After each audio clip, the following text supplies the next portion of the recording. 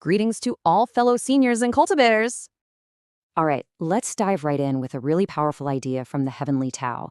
It all starts with this metaphor right here, which I think just perfectly sets the stage. Get this. A spiritual path, a dharma, is like medicine. It's a tool, right? It's meant to heal what ails us spiritually. But here's the kicker. Here's the question we have to ask ourselves. What happens when we get addicted to the medicine, long after we're cured? And you know, this really hits home for so many of us, doesn't it? I mean, we are just swimming in an ocean of information. There are thousands of paths, teachers, and gurus all saying, hey, over here, I've got the answer. It can be totally overwhelming. So how do you navigate all that? How do you find what's true for you without getting completely lost? Well, that is exactly what we're going to unpack. And we're going to start with a very common trap that honestly is super easy for any of us to fall into. Okay, so let's talk about this trap. It's this really subtle shift that can happen on our journey where we go from being a sincere student to, well, something else entirely. And look, it always starts from a really good place, right? We feel that spiritual hunger and thirst. We're looking for answers, for some kind of peace. And then we find it. We find a path that feels like cool water in a desert. And for a while, it's just incredible. It brings so much comfort and clarity. But, and this is a big but, here's where things can get a little tricky. After a while, that medicine, that initial high, it can start to wear off. And that's when our old friend, the ego, quietly sneaks in the back door. Suddenly, we're not a student anymore. Nope, we've been promoted to critic. We start pointing out the flaws in other people's paths, defending our own, and thinking, my way is the only right way. And that's the trap, right there. We get so busy defending our little piece of the pie that we forget all about the universal truth we were looking for in the first place. So if building walls and defending our team isn't the point, then what is? Where does truth actually live?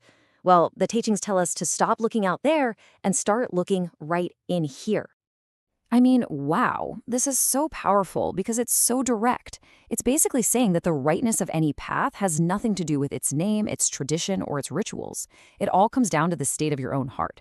If your heart is humble, open, and sincere, then any good path can be a gate to truth. But if your heart is filled with pride and judgment, you could be on the most perfect path in the world and it'll still lead you astray. So let's be super clear. A right gate isn't a building. It isn't a brand. It is a state of being. You could be in the most amazing community with the most incredible wisdom, but if you walk around with a judgmental, closed-off heart, guess what? You have personally turned it into a wrong path. The responsibility and the power always comes back to us.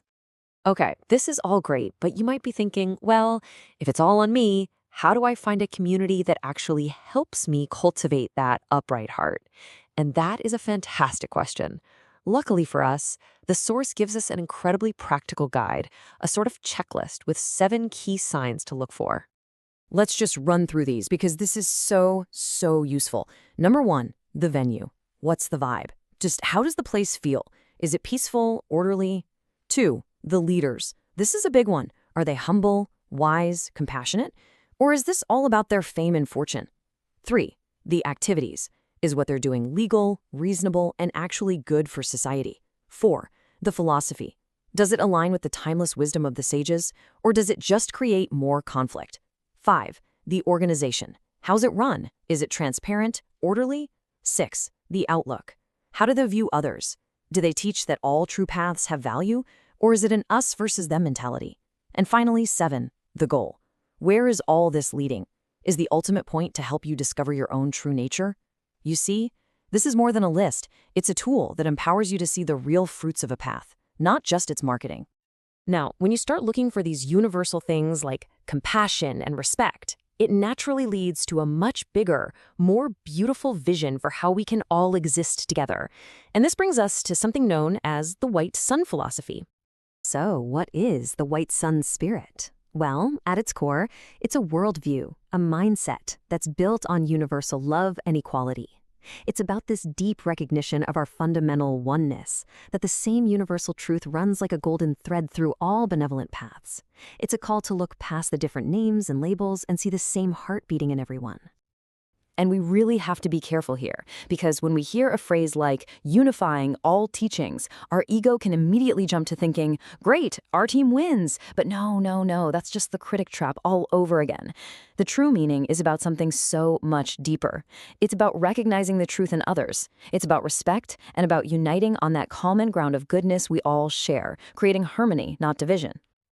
And really, this whole philosophy boils down to one of the most profound statements you will ever hear. It's so simple, yet just let it sink in for a moment. Benevolence has no enemies. So what does that actually mean for us? It means that whenever we feel hatred or the need to criticize, that's not coming from a place of strength. It's coming from fear, from weakness and insecurity. True power, real strength, is found in compassion, in inclusion, in love. From this perspective, there are no enemies out there. There are only beings who've gotten a little lost. And our job is not to tear them down, but to lovingly, compassionately help them find their way back to their own good heart. Now that is true strength. So I want to leave you with this to reflect on.